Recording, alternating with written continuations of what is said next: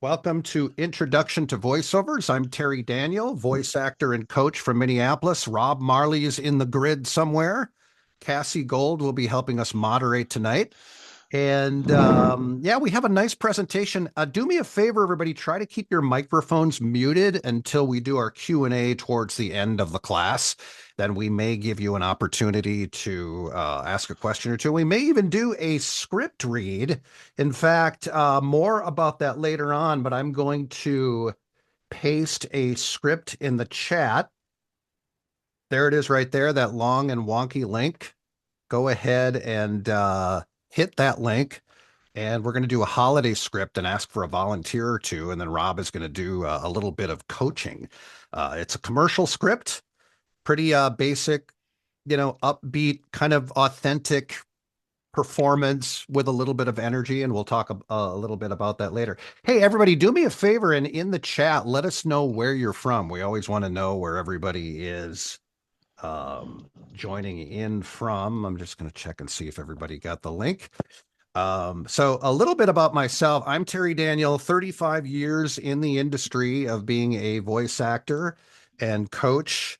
My specialties, I guess, my niche would be commercials, e-learning narration, and theme park promos. I do a ton of theme park promos for amusement parks all over the country and state parks and, parks like Stone Mountain Park and those kinds of things. I do a lot of medical, technical narration, the really fun stuff that you want to just listen to for hours on end. And I just love it, man. I've been a part of this industry forever, and I can't really think. Well, for one thing, I know I won't be good at anything else. So this is it for me. But I came from theater and radio back in the late 80s and 90s and kind of transitioned to being a full-time voice actor from there. And Rob, tell us a little bit about yourself. I grew up in LA, so I was always part of some production company or satellite place that I was working for. I worked as the sound mixer for Six Flags for almost 11 years and learned a lot about running sound, live sound, and that's what got me kind of talking on microphone originally. And then every job that I had that I worked, I always just kind of volunteered to be the voice of whatever they needed. And so, yeah, it's just kind of as a natural progression to get into voiceover full time, on my own. Awesome. Well, everybody that's attending the class tonight, you're in good hands because Rob and I do have decades of experience. Sometimes people host webinars or teach classes, and they only started doing voiceovers like a couple of hours ago, and they're already teaching.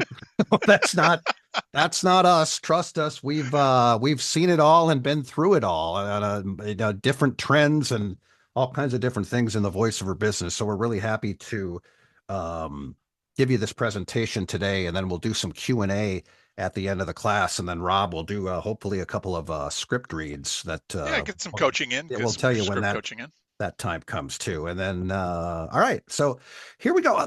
All right, so the number one question that I've gotten over 30 years in this business when people come to me who want to get into voiceovers is, how the heck do I get started? Sometimes they use stronger profanity when they ask me that question. And you know what? That's okay. But Gee here's the golly whiz, deal. Terry. You guys are all getting started right now. You're taking that first step because you're attending this particular intro class tonight. So you're actually getting started by getting the knowledge and finding out about what kind of skills you need to actually have a chance to be successful in this business. So you've come to the right class.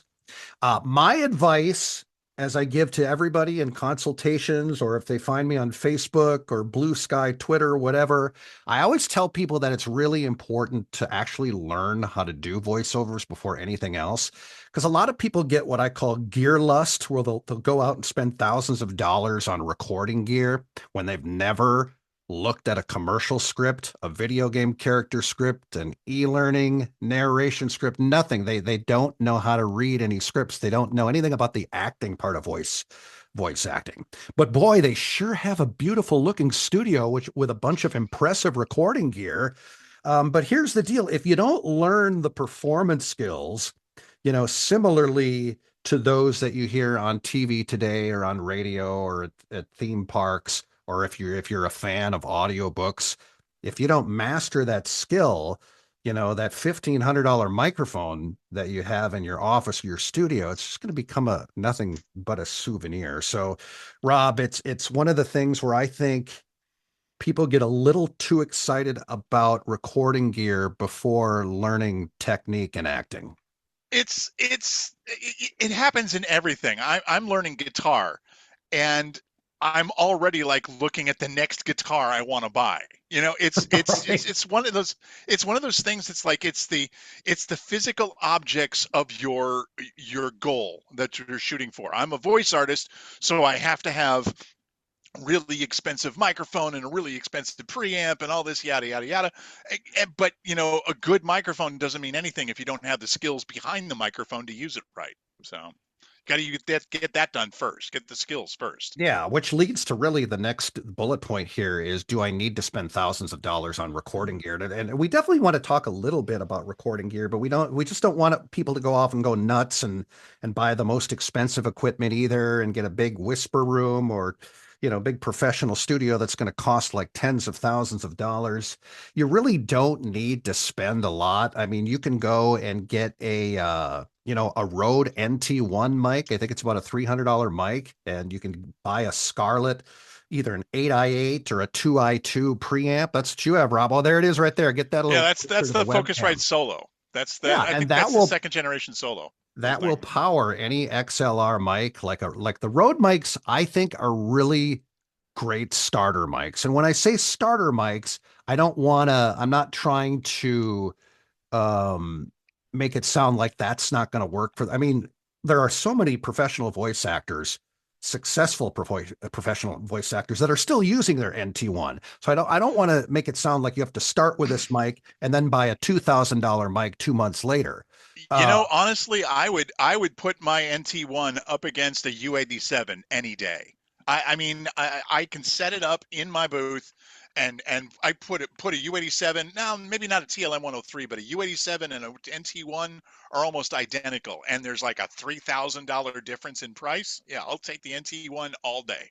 Well, and I'll tell you what, the mic is important, but it's also your recording space that not a lot of Right. people talk about. It's the treatment of your space. I mean, I have an MK416 that I'm speaking into right now, and if I have a horribly treated room and I sound like I'm talking in the middle of a gymnasium, well, nobody's going to hire me or listen to my audition or try to, it's going to sound like hell. It really is. So you can go and buy a $2,000 microphone, but again, it's got to be powered by something like a preamp, and you've got to be in a well treated room. By the way, if you have questions, we're going to take all kinds of questions related to voiceover. Cassie will kind of gather them and we'll go to her kind of toward the end of the class. But even though we're doing the presentation, don't be afraid to ask a question in the chat. Hopefully, we'll kind of answer all of them as we go here. But there's always something that we're missing here because it's hard to cover absolutely everything about voiceover in a 60-minute intro class. So feel free, chat away, and we'll get to your questions towards the end. All right, Rob, tell us, in your Yes. candid opinion, how important is voiceover coaching? It's not that big a deal, really. I'm kidding. It is of utmost importance because you can spend a lot of time searching online to try and find the skills, or like for instance I could learn how to play golf by watching a lot of videos, but until I have an instructor telling me what I'm doing right and wrong, I'm not really applying the skills the right way. You got to have the coaching behind the voiceover. It's the start of your career. You got to have the training to launch your career in the right direction. Absolutely. Well, I think we've got a script here. I put the link in the chat box. Why don't we, here, I'm going to take the screen share You want to do down it for just a now? minute. Yeah, let's let, let's All let's right. let's let's do a reader too. Why not? Sure. All right. Somebody. Okay. Who wants to pick? All Who's going right. to So pick the here, people? if The persons anybody here. wants to be a volunteer performer, I'm going to have Rob coach you on this script. And again, we put Yeah. the I'll link. I'll direct. Those of you that are late, there's the link right there in the chat. Do me a favor, raise the virtual hand in your Zoom square, and we're going to take like maybe just one or two people. We don't want to take too many Yeah, because we Terry. have more things um to do in the presentation. Yes, Sorry Rob. about that, Terry. Yeah, you pick the person, and I'll do the directing. So that works. All right, good. Well, let's take Joy West. Joy West will work with Rob for a Joy couple West, minutes ladies and gentlemen. on a festive holiday script. This is a commercial. Hi, Joy. How you Okay. doing? Good. How are you? I'm good. I'm good. So this is right around the time that the Christmas auditions start coming in. So this is a perfect script to really, kind of get get the mood started, get the Christmas spirit started. So Okay. so let's see what you can do with this. Cheerful, authentic, and with some energy. So let's see what you Okay. got. Let's see. Let's see. Spirit. Oh yeah. Sangria. Imagine a burst of ruby red with each sip delivering a refreshing dance of sweet and tart. Perfectly chill and ready to lift your spirits, whether you're toasting with friends or sharing moments with family. Cherry sangria is perfect for the holiday season. Cranberry sangria, where every sip is a celebration. All right, not bad. It was a little extreme in your delivery. I mean, that was the first time reading it out Oops, loud. my bad. No, it's okay. It's okay. I mean, that was the first time reading it out loud. You did fine. When you're reading it, especially this, it's trying to paint a mental picture in the listener's head. Like, imagine this. Imagine a burst of ruby red. So you're setting the scene. So when you're doing that, you want to be enticing a little bit with what you're saying. Imagine a burst of ruby red with each Oh, sip delivering a refreshing dance of sweet and tart. It's a lot to say in one breath, but that kind of a thing. Imagine this and imagine that, and whether you're toasting with friends or sharing moments, just being a little bit more descriptive of what you're saying, and using your emotions to convince me that this is interesting. Yeah, and And I that I oh, think I should think try this a product. I think a warm and a little more cheerful delivery would be in order here too. Just, Yeah, even though it's energetic joy, you don't have to like rip mhm. through the copy, just to yeah, go at your pace and just, speak as if you were talking to your best friend, but you're just yeah. excited to go do something with this friend you haven't seen for like 30 years, take I'm that kind hearing of this. approach. We're hearing the smile in your voice. You're smiling all the way through, and that's great. So just relax and just tell me what's going on. Oh, okay. Imagine a burst of I'm sorry. Imagine a burst of ruby red with each sip delivering a refreshing dance of sweet and tart, perfectly chilled and ready to lift your spirits. Whether you're toasting with friends or sharing moments with family, cranberry sangria is perfect for the holiday season. Cranberry sangria, where every sip is a celebration. That's good. It's getting better. That one was much better than the first one. The emotions are you're still pushing a little bit too much with the emotion, but you're getting into it. You're getting the idea, and I think that was great. You did. I heard improvement, so that was really good. All right, let's do one more All right, before we who's get next? back to the presentation. David Lyons would like to do a quick read. David? Mr. Lyons. Sure. How you doing, How are Rob? you, sir? I am well. Excellent. All right, let's hear what you got with this. Imagine a burst of ruby red with each sip delivering a refreshing dance of sweet and tart, perfectly chilled and ready to lift your spirits. Whether you're toasting with friends or sharing moments with family, cranberry sangria is perfect for the holiday season. Cranberry sangria, where every sip is a celebration. Wow. Yeah, Nicely done. Very Nicely nice. done, sir.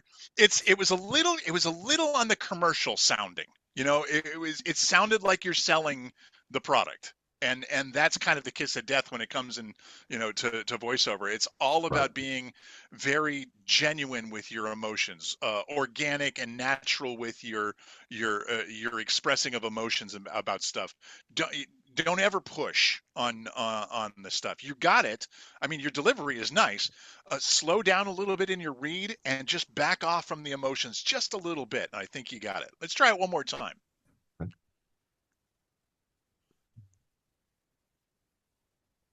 Imagine a burst of ruby red with each sip delivering a refreshing dance of sweet and tart, perfectly chilled and ready to lift your spirits. Whether you're toasting with friends or sharing moments with family, cranberry sangria is perfect for the holiday season. Cranberry sangria, where every sip is a celebration. See, I like that one better. I like that one just backing off just a little bit from the golly gee, this is awesome kind of sound. You know, it just works. It works better when it's just a little less dramatic. Also, I will say, I know Terry, you want to go into this, but one more thing: whenever you have something that says like a dance of sweet and tart, never push the and. It's not sweet and tart. Right. Focus on the two things that are important: sweet and tart. You know, it's the perfect blend of sweet and tart, not and tart, because it's and doesn't matter. You know that, but that All was right. really good, David. Good job with that. And there's two perfect examples of why coaching is so important, because getting your technique and getting your performance skills up to par are very important for a couple different things. Eventually, like when you start training with us or somebody else, you definitely want to, we're working towards recording a professional demo that can be on a talent agency roster or a production house roster, but also getting your acting skills so that you actually audition and book the work, when those auditions come your way.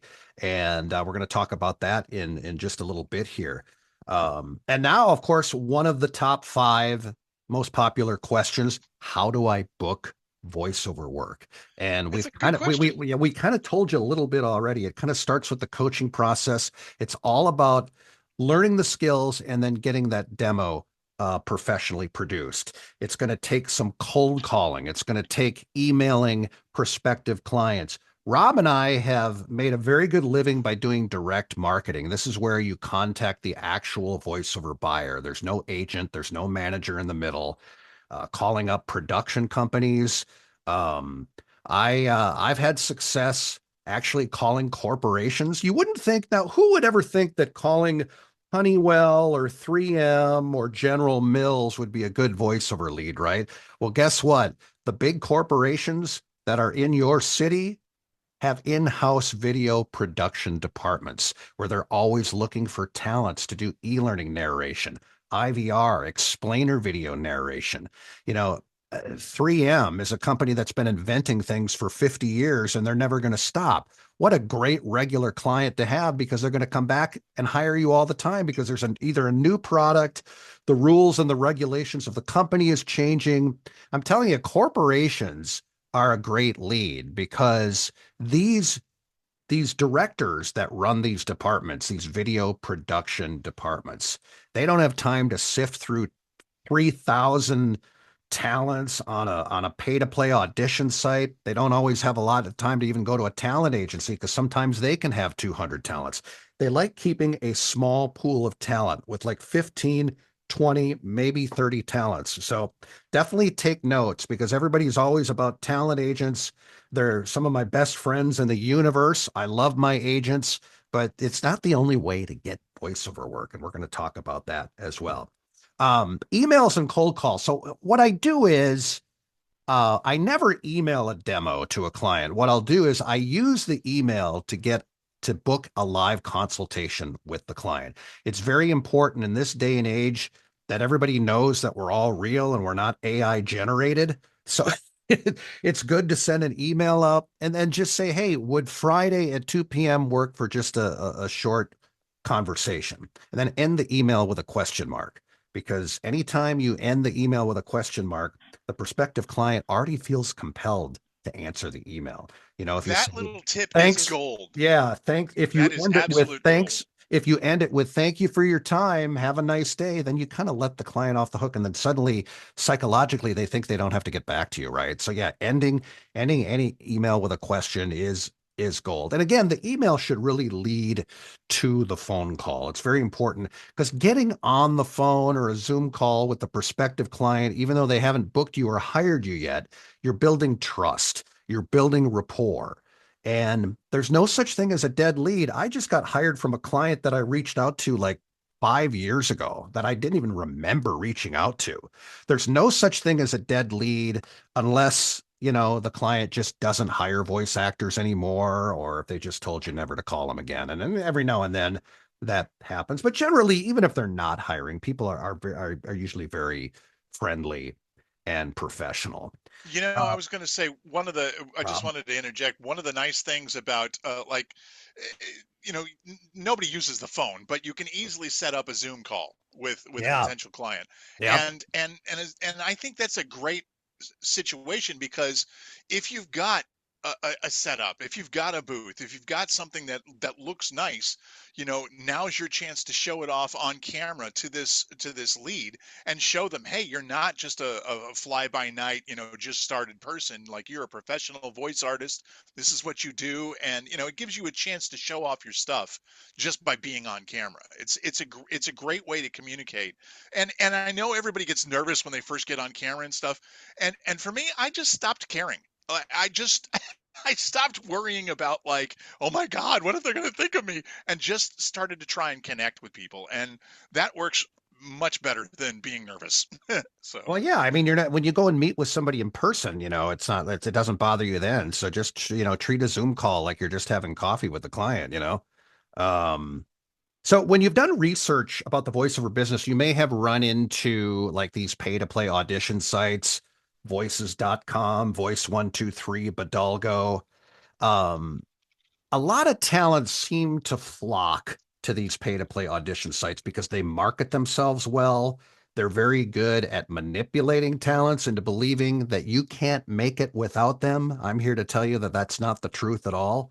Um, in Rob's success, my success, and hundreds of voice actors around the country have become very successful by way of direct marketing, contacting the prospective buyer. My issue, Rob, with pay to play audition sites is first of all, you have to be in front of your computer 24/7, and you have to be one of the first 15 people to audition. And if you're late to the notice by even like 10 minutes, you might be number 90 in the lineup already. So it's very competitive. And why not put all your focus on direct marketing and going after the money, going after the client, than just sitting in your office 9 hours a day auditioning against 3,000 other people for a $300 job? exactly. You're swimming in a very big pool of people that all want to get the job of whatever gets thrown into the pool. It's like you're a fish in a small pond.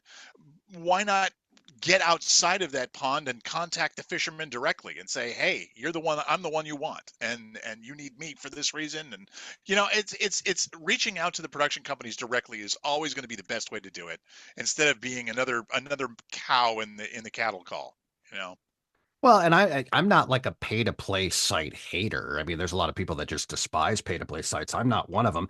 I just, I think a lot of new talents tend to put all their eggs in that basket, and they just sit there on these sites because of the fact that a voices.com or a Badalgo, well, I shouldn't say that about Badalgo's actually a very good company out of Germany and run very professionally.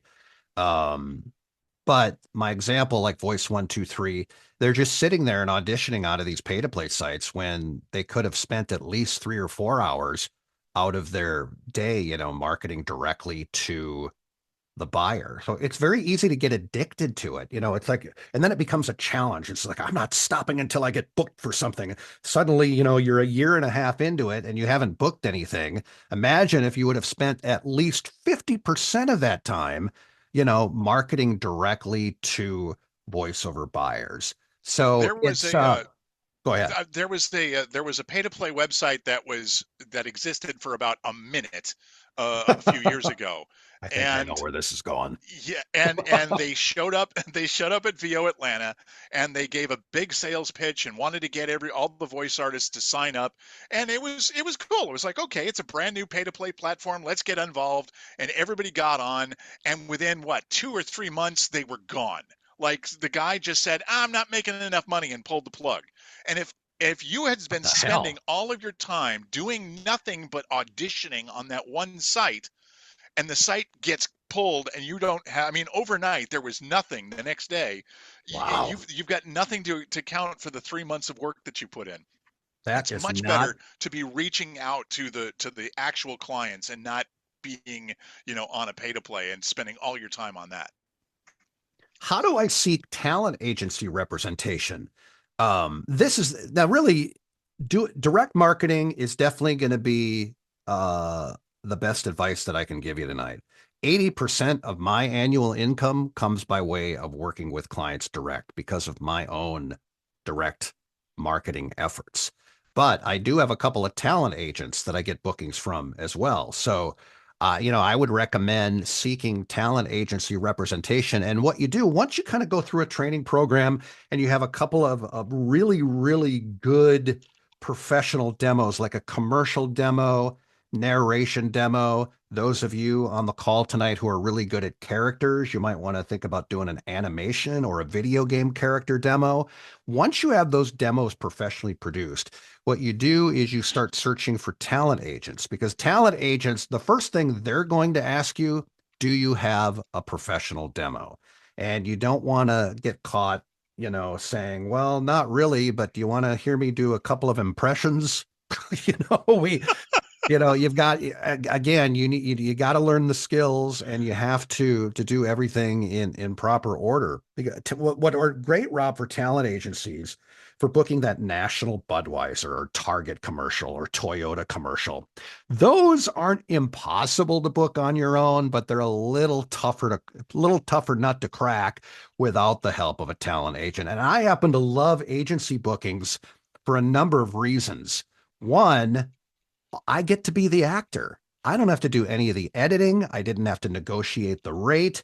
I didn't have to do anything but review the script for a few minutes before the session started, and I could just focus on the acting, and then I get paid from my agent a few weeks later. I didn't have to do any of that other stuff. Now, when you're working directly with a client by way of direct marketing, you'll have to learn some editing skills. You'll have to learn how to negotiate the rates, which is not a difficult thing to do. I mean, I really enjoy, Rob. I don't know if you're burnt out on marketing, but after 35 years, I still enjoy it. I still really love it.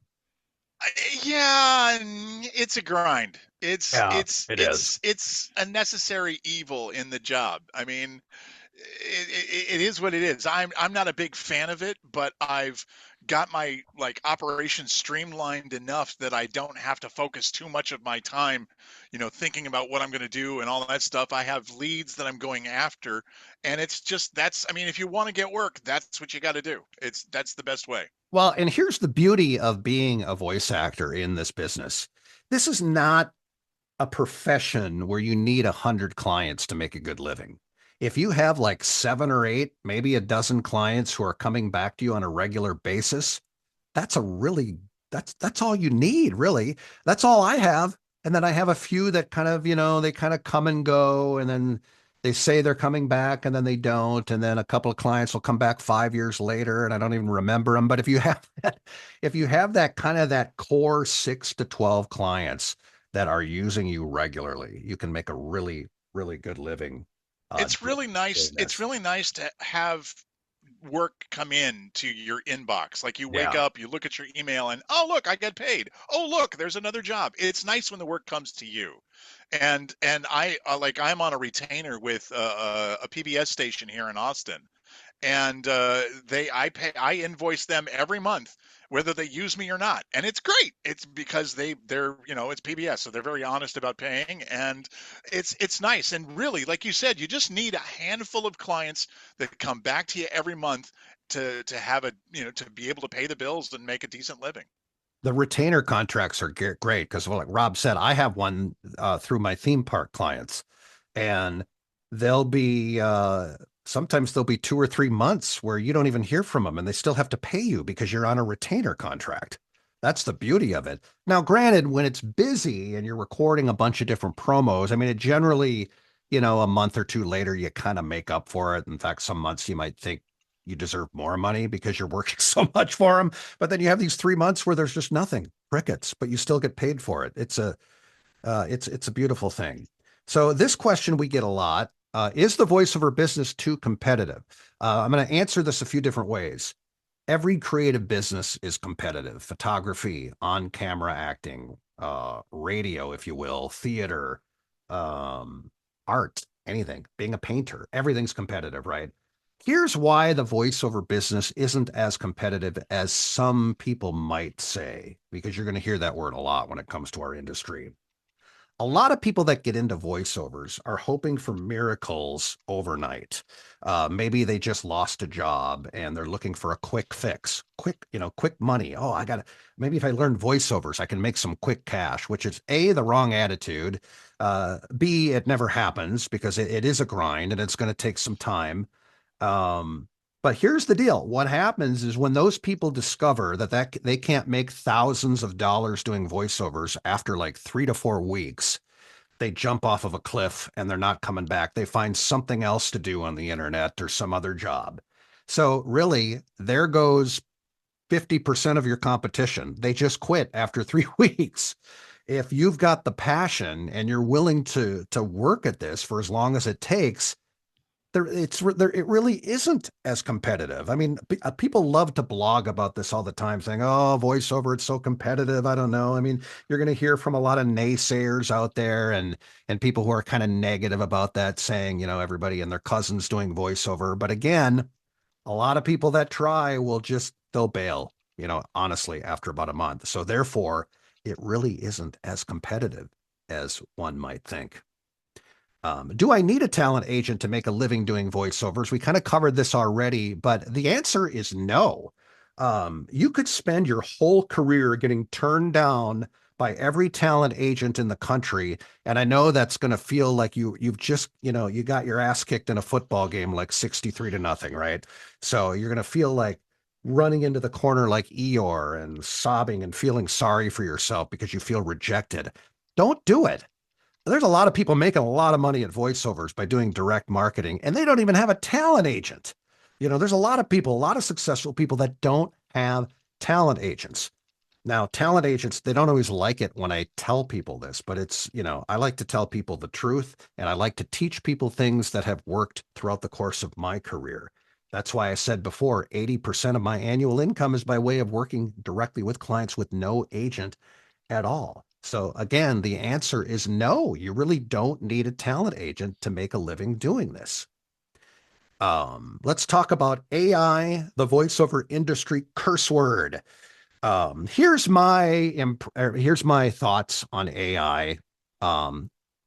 You'll be happy to know that the sky is not falling because of AI. Um, AI is sucking up the lowball jobs. If anybody should be afraid of AI, it should be Fiverr talents who are charging really, really low rates. Because here's the deal. Clients who aren't going to pay people like Rob and I what we're worth anyway, they're either going to go to Fiverr or they're going to go to an AI company. So basically, this is just another option for clients that don't have the budget to either go through a talent agent or hire somebody like Rob or myself. So we don't even market to these people. This isn't even our market, really.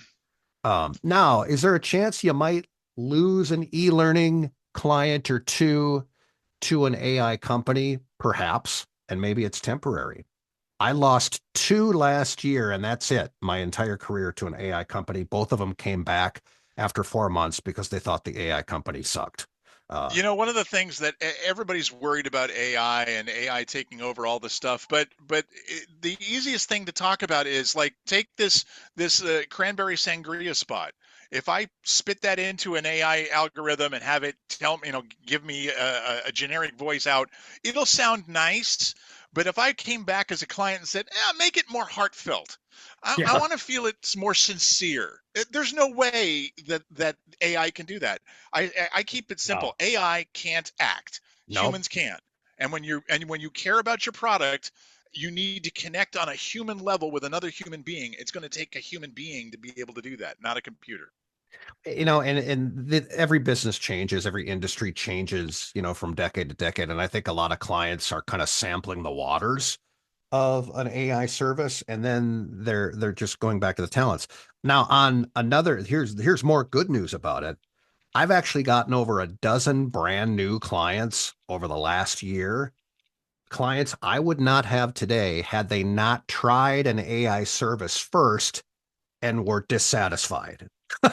Then they found me in like a Google search, and I'm like, well, good. I'm grateful for AI. These clients know what they're talking about. They found out that this AI company sucked, and then they wanted to go find a real authentic voice actor. So, there's pros and cons to everything. And honestly, I think I think the pros outweigh the cons when it comes to, all things AI.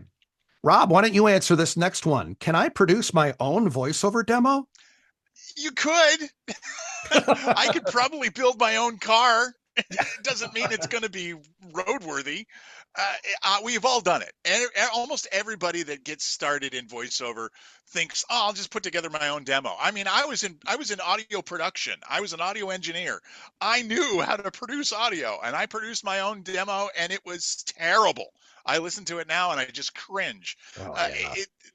The problem is that the demo, when you send it to somebody, those people are going to have heard demos.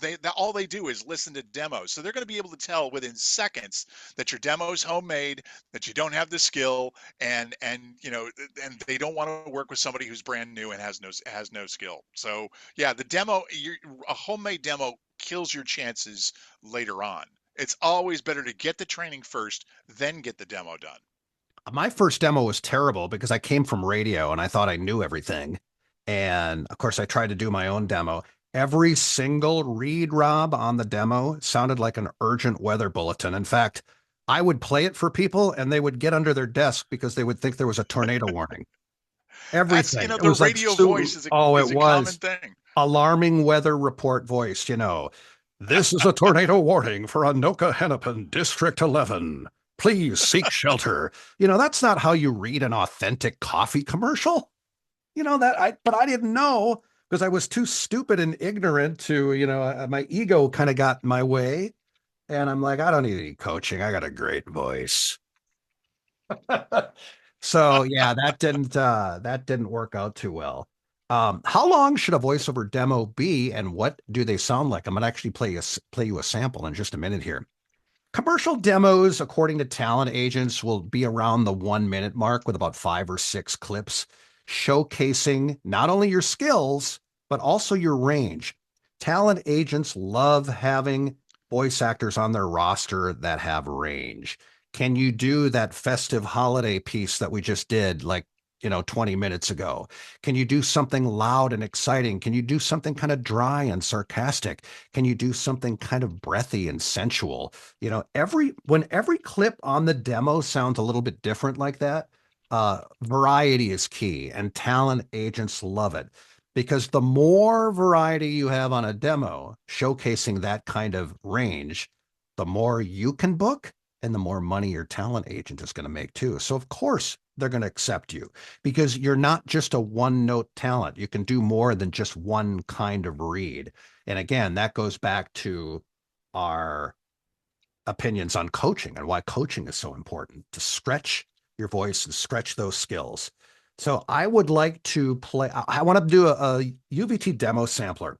This is a sampler of about 5 or 6 different talents that I've worked with. I produced all of these demos with the exception of the last one, which is a radio imaging demo that Rob here did a masterful job producing. So you're going to hear different talents. Some of them are commercial. Rebecca Lee is the first one. She's a national voice actor out of LA. Trust me, you hear her on television every day. I did her demos, and then we're gonna play you some video game character demo stuff for fun. And let's go ahead and take a listen real quick. The grins and giggles they let out as... Can you hear that, Rob? Yeah. Okay, good. I want to make sure the audio is fine. All right, let's take a listen. And by the way, when you hear, I'm going to go back to the beginning here. When you listen to Rebecca, I want you to hear the different styles of delivery, the range. Every performance is just a little bit different. You can tell it's her, but wow, the transition is remarkable. Let's take a listen. The grins and giggles they let out as soon as the lotion touches their skin are magical. Soft skin with so many smiles. Aveeno Baby Lotion. It's that time of the year again. Time for the kiddos to continue stocking up on knowledge. Make sure they're ready to learn and visit Target for all your back-to-school needs. That's not just your head of hair, sis. That's your statement. Your introduction when you enter the room. Make it profound, memorable, extraordinary. Make it with Oyen Handmade. They say one person's trash is another person's treasure. Doesn't that mean it was always a treasure? These are amazing. I'm so happy right now. Visit threadup.com to add some flavor to your closet. With brand name clothing at prices you won't believe. Why settle for biting into a chocolate-covered cherry when we've given you the chance to drink one? Sexual Chocolate Red. Available at Total Wine. We've lost too many to just give up. We must keep fighting if we want to live in a world free of this evil and hate. Who's with me? You must ride due east for 3 days until a large waterfall will show its beauty where the sun sets. At first light, you must fire the arrow of hope into the waterfall and kill the beast that lives there once and for all. What could you possibly have to offer me, peasant? This armor is fit for a true warrior, not some lost little boy like you. He's so damn War is horrific. It will change your life in ways you cannot imagine. Being prepared for battle is one thing, boys, but being excited for it is a feeling you should never have. You heed these words and you never forget them. It's the little things in life that really matter, I tell you what. The constant belly rubs and ear scratches. And oh boy, the food that Timmy drops me from the kitchen table at dinner time. Oh, what a life. We love the music. If it's the greatest hits you hear in the car, it can only be Q105 FM, Atlanta's best music. Listen to The Eagle weekdays for a chance to win $1,000. $1,000. Enter a bunch of legal mumbo jumbo right here that basically says the same thing. Just listen to The Eagle Monday through Friday between 9 a.m. and 9 p.m. for a chance to win $1,000. Void where prohibited. Your mileage may vary. Don't forget to floss, eat your vegetables. Music that doesn't suck. Z-Rock 103. Download our free app and take K-Rock with you wherever you go. Except maybe not to a funeral. That's kind of awkward. What the truth? You can't handle the truth. The truth is that Mix 107 plays the most hits, more than any other station. Oh, wait, that's not what you were asking about? My bad. More music on the way. Q93.3. I had the radio on. I was driving. Wow. If that doesn't paint a picture, I don't know what does. Dan on the morning show has been working out for a marathon. All right, it's a Netflix marathon, but that still counts, right? Dan and George, weekdays, The Beat 93. Whoa, this dump is creepy. Dude, we should totally scare the girls. Quick, I'll hide upstairs. You go to the basement. Go! Once you've made landfall in Schwarzwald, your objectives will be to cripple their production line and neutralize the defector, Hans Fiedler. All right. So there is an example. And then, Rob, you did the radio imaging one at the end, and I thought that was just remarkable. I love that one. I love writing and producing imaging stuff because I love playing with the noises and the sound effects. And I love being that weird, absurdist kind of humor that radio stations love to use. So yeah, I love writing promos and doing stuff like that. And I love doing radio imaging. So that one won the One Voice Awards. That was a great won one. The One Voice Award for that. So those are just a few samples of what professional demos should sound like. These are these are the demos that get you booked. These are the demos that get you auditions. These are the demos that will get you on talent agency rosters, talent pools, in video production department, on their registries. And it's just, you'll see that it was like those talents were so skillful. But they weren't so skillful when they first started. They went through, months and months of coaching to kind of find a little bit more about their technique, their performance skills. And so that was a lot of fun. So we're going to take some questions in just a little bit here. And then what I want you to do right now, let me get to The grins and giggles they let out. Don't worry, I won't make you listen to that again. It always sounds like a fart when you first open it. I'm like, oh. I want everybody to do me a huge favor right now, either on your mobile device or on your desktop, laptop.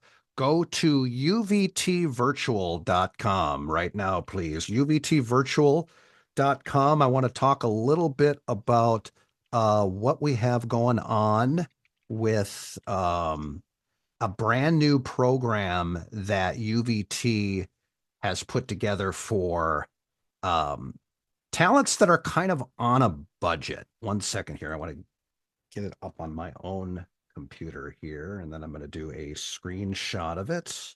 So yeah, go to uvtvirtual.com. I want to talk about this just for a second here. All right. So when people want to get into voiceover, sometimes they don't have the budgets for these big packages, these, a big demo package, at least right away. So what UVT Virtual is, it's for aspiring voice actors on a budget who want to learn the business of voiceover. This is a self-paced video training series where you get a couple of videos a month. Rob's on a couple of them doing script performance sessions. We do a lot of marketing. In fact, if you scroll down, this is what's included in the videos: how to read a commercial script, how to find clients, how to turn your audition into a booking, what do you charge for a voiceover, what pay-to-play audition sites are worth your time. Similar to, we kind of touched on a lot of this stuff to a small degree during the class. What is radio imaging? How do I get into character work? These videos are part of our UVT virtual program. So you'll receive all the videos, plus you'll be invited to 3 live monthly voiceover classes on Zoom per month.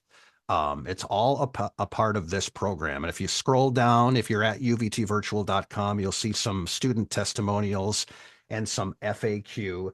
The membership fee is $30 a month, and you can cancel anytime. If you sign up tonight, you're not going to be locked into a ridiculous 3-year contract or anything absurd like that. You can cancel anytime. Now, we hope you hold on to it, because this is the way you keep getting training sent to your inbox. 2 brand new videos a month, plus 3 live classes per month. $30 a month for the membership. Now, if you sign up tonight, we're going to give you some bonuses. A one-on-one voiceover coaching session with Rob or myself or one of the other UVT coaches. We're going to give you a bonus 60-minute voiceover marketing course. And we're going to do an audition review by a UVT coach, aka either Rob or myself. We'll provide the script, and that'll be kind of done back and forth via email. So this is really valuable stuff. And for $30 a month, again, it's one of the best online training programs in the world. And I'm only saying that because this is a program that you can do on your own time and on a budget as well. There's no deadlines, there's no, you can watch the videos, Rob, whenever you want. And honestly, I speak from the heart here. I really wish there would have been a program like this when I got started. It would have made my career growing much faster and easier. That's for sure. If I had something like this, I love this idea. I think it's a fantastic concept of just being able to watch the videos that you need to know on how to become a voiceover artist.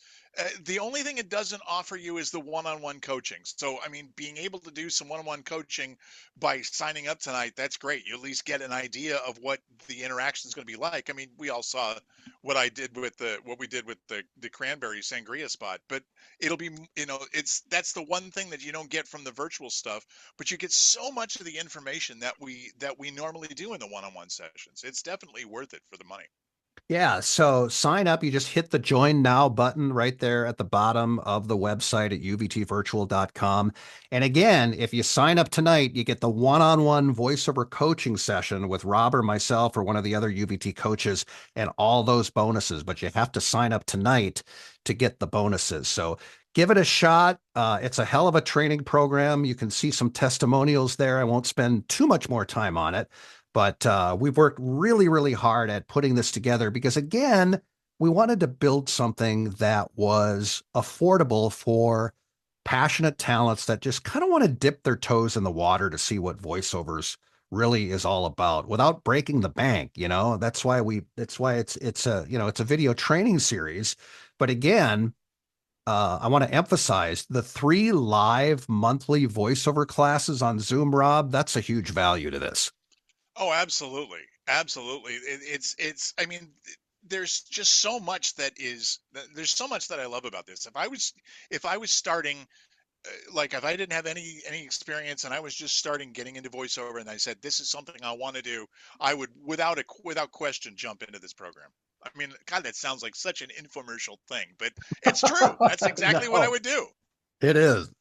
But it's important because it's just, a lot of people try to take shortcuts and they'll go and buy like a USB mic and they'll try to do their own demo. But trust me, you're just going to hit your head on the wall like I did like 100 times. And then it just takes a lot longer to have any chance to succeed. So we're really passionate about not only teaching people the right information. I mean, there's so much misleading information online on social media. It's like people selling these ridiculous courses and making, huge income guarantees. And oh, Rob, it's just, you think the politics on Facebook, you think those are bad? Well, there's a lot of these charlatans out there that are schlepping a lot of snake oil. It's because there's the voiceover industry has gotten huge. The voice actors, animation and video games, anime has just exploded the attention that it has. And so with all of these people wanting to be voice artists, you're going to find the predators. There's going to be predators in any industry. And I mean, you and I have been in the business long enough to be able to spot them a mile away, but holy cow, some of these guys and what they do and what they're trying to get away with is just unreal. What you need is solid training. Yeah. Not crap from these people. Just so true. But okay, uvtvirtual.com. Definitely sign up tonight. It'll be worth it just to get the bonuses too. And you're going to be happy with it. I promise. All right, Cassie Gold, do we have any questions accumulated there? We're going to do a little Q&A now. Let's see what Cassie's got. Yep, we sure do. Rob, if you've answered any and I didn't put it in the notes, just let me know because I've got a list. I'm sorry. I'm probably making your life hell because I've been answering all the questions as they pop up, but I'm sure there's a couple that are in there. Just let me know if you've answered them because I've got a giant list here. I'll go ahead Okay. and ask one anyway. Zachary asked, I'm torn between an NT1 and an AT875R shotgun.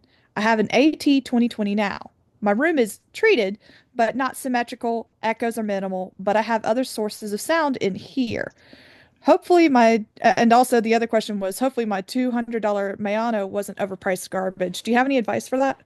I like the Audio Technica products quite a bit. I like the Rode mics too. I mean, you really can't go wrong with either one of those. I don't know about the other mic that he was talking about, but it's good that he's got a treated room.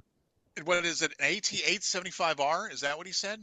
Yes. Okay, that's actually a really good mic. I mean, a shotgun microphone is designed to cancel noise around it. So, for a space that's maybe not as treated as it needs to be, or if there's just some stray reflections of sound within the room, a shotgun usually works to cancel out that sound, so they sound better in untreated spaces.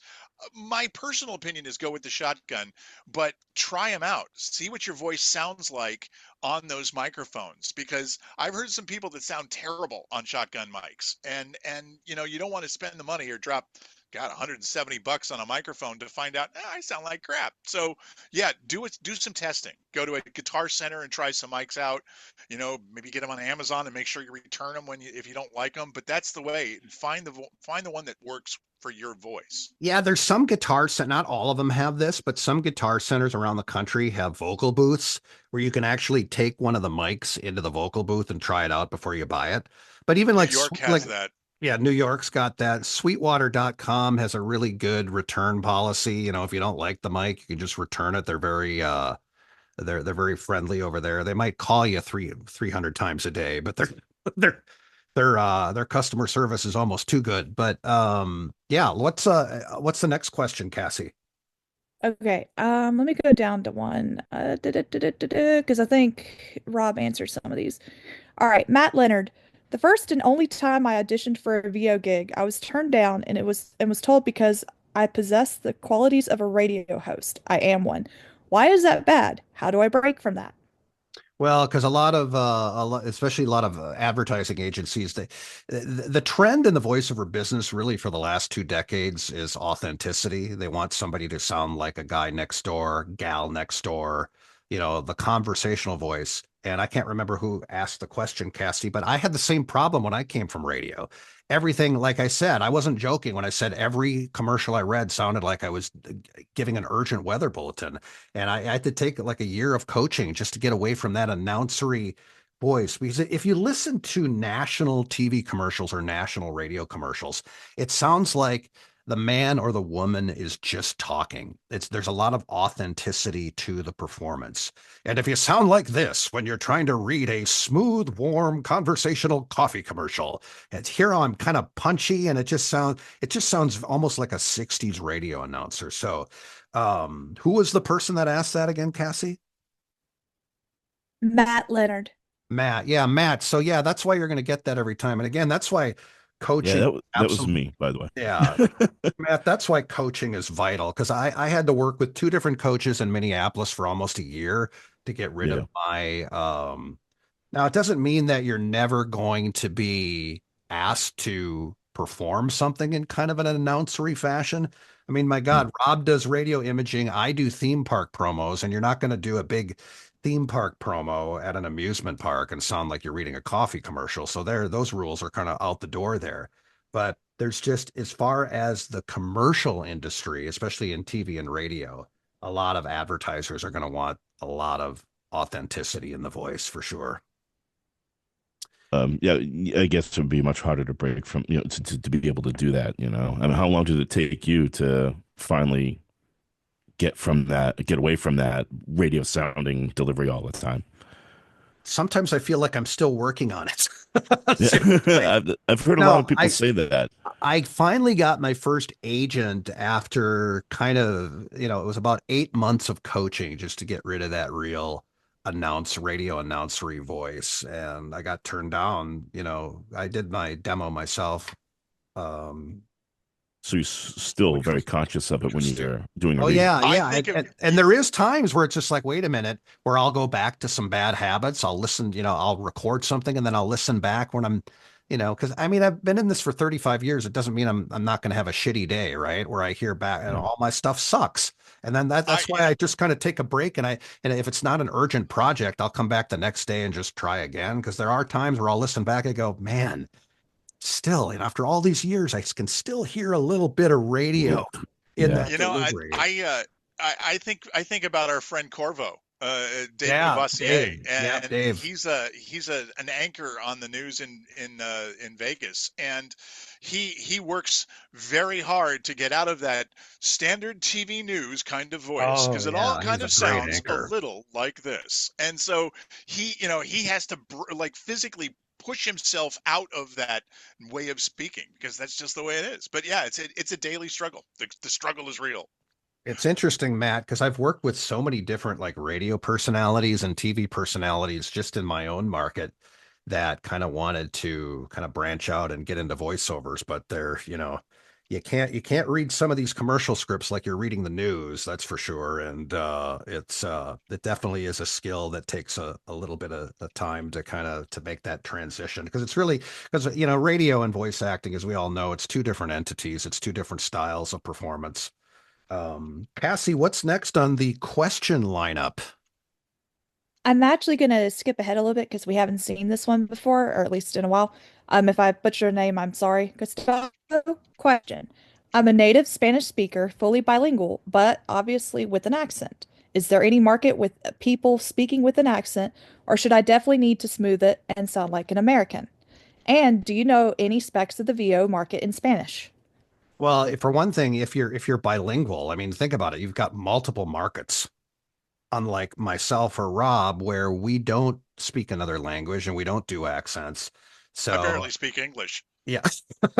Southern. So the good news for you is you've got, if you can speak English and Spanish, you've got 2 different markets, so I would definitely recommend, getting coached up and getting some demos produced. Maybe do one in English, a commercial demo in English, and then one in Spanish. I don't have a Spanish speaking coach on my roster, but I use Rob Marrera, who I've known for many, many years in the industry, and he's a fantastic Spanish speaking coach. He's really he's a great guy. Rob, you might have met him at VO Atlanta. He's hard I was to going to miss. say He's got our sense of humor. and that's the thing that's interesting. The conferences like VO Atlanta, the Latin American contingent is growing exponentially every year. It gets bigger and bigger, and like at VO Atlanta, they have a whole section of breakout sessions that they do for English Spanish speaking voice actors and ESL, English as a second language actors.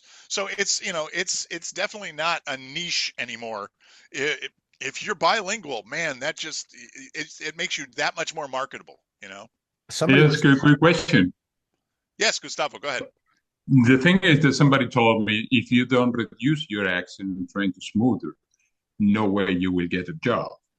So no matter how huge is your vocabulary, you will need to.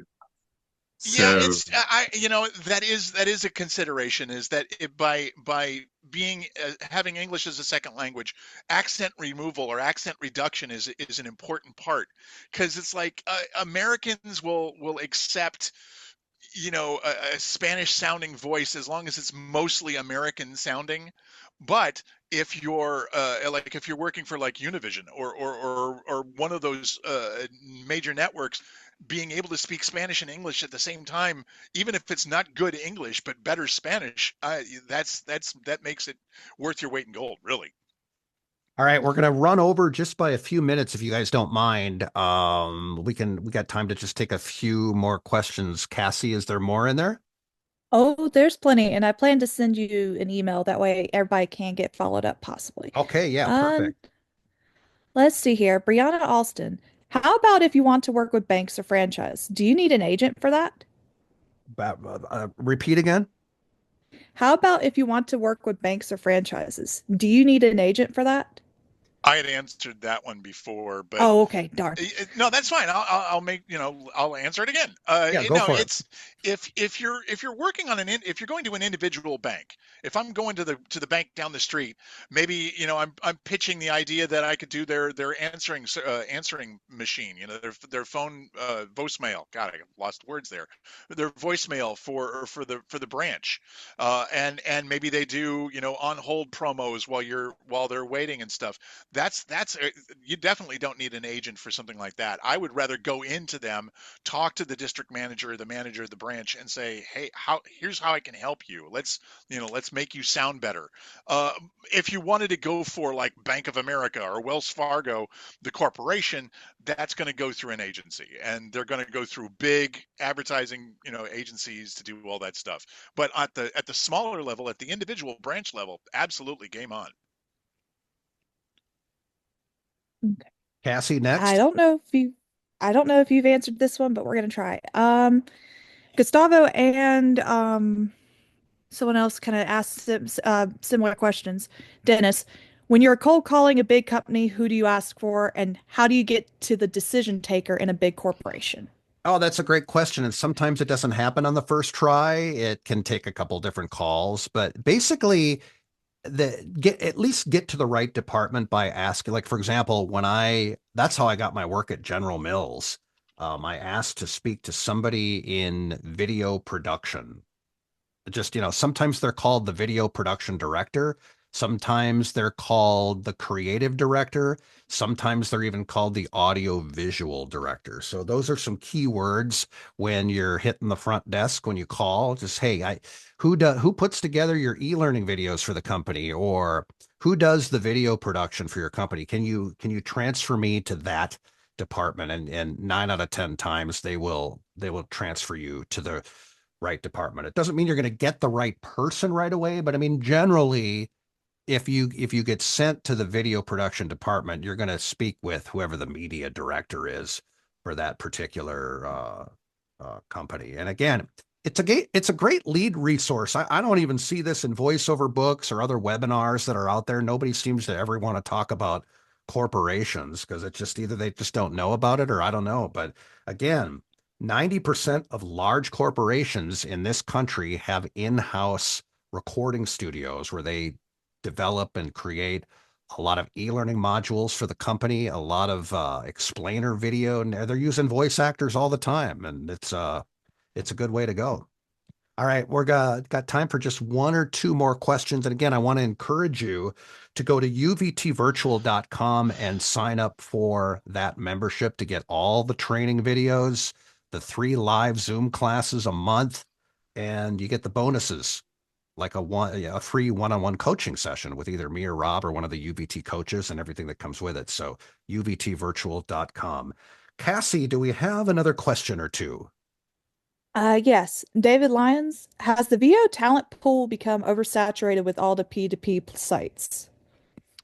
Well, the pay-to-play sites are definitely saturated with too many talents. I mean, there's thousands and thousands and thousands of people on these pay-to-play audition sites. But I'll tell you what, these thousands and thousands of talents aren't calling corporations and asking to speak to the media department. They're not doing any direct marketing. They're wasting a lot of time on those pay-to-play sites. Now, when it comes to the pay to plays, I'm sorry. When it comes to the pay to plays, it's a buyer's market. It's if I'm a voice seeker, if I'm a business that needs a voice, going to a pay to play is great because you said thousands and thousands. Voices.com brags that they have millions of voices. So yeah, it's great for the buyer, not so great for the artist.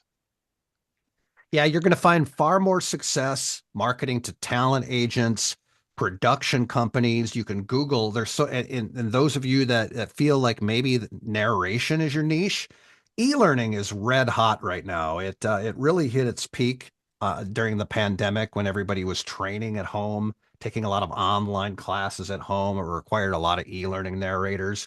And it really hasn't the momentum really hasn't diminished at all. I mean, there's a lot of opportunity out there for explainer video narration.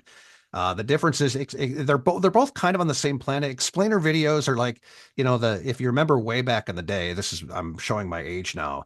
I would pick up a how-to VHS video from Home Depot, how to put in your kitchen faucet, and it would be on video cassette or CD, right?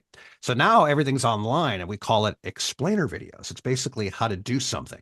E-learning is more like training modules. Like, for example, I do all the training for Subaru of America. So whether you're on the floor selling cars or you're in the factory making cars, you're still required by the company to take a certain number of hours of e-learning training. And it's my voice on a lot of those e-learning modules, rules and regulations of the company, new products, again, and these are clients that are going to use you regularly because, again, they're always developing new product. The rules and regulations of the company are always changing.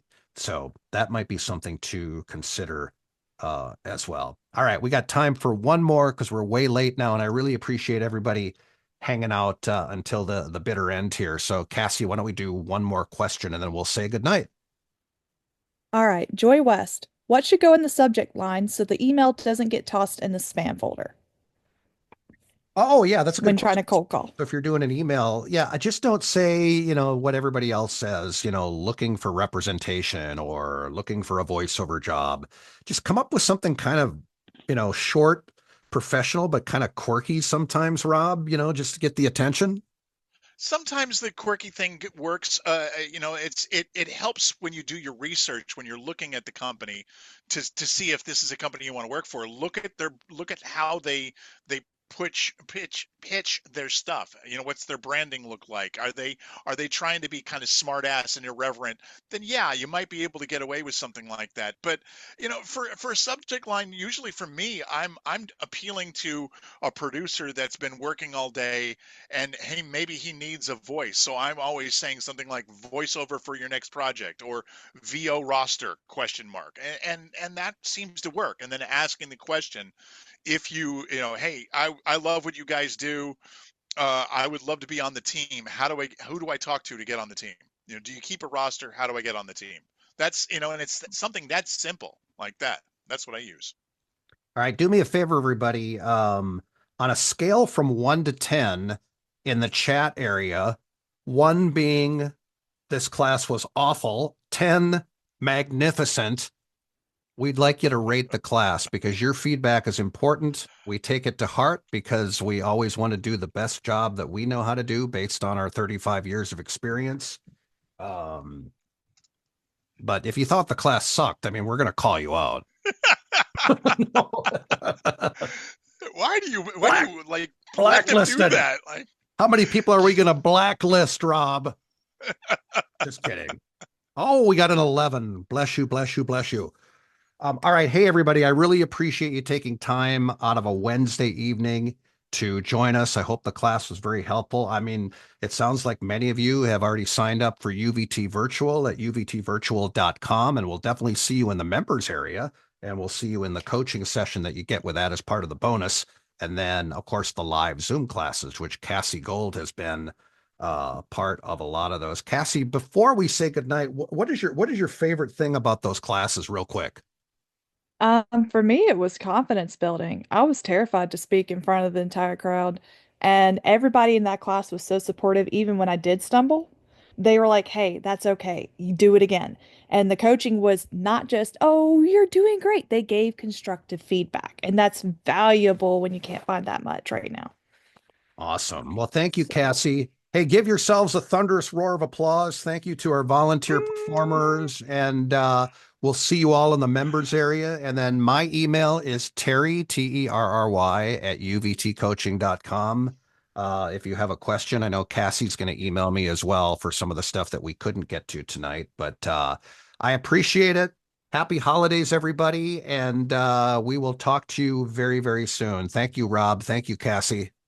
Take care, everybody. To all who celebrate, I want to say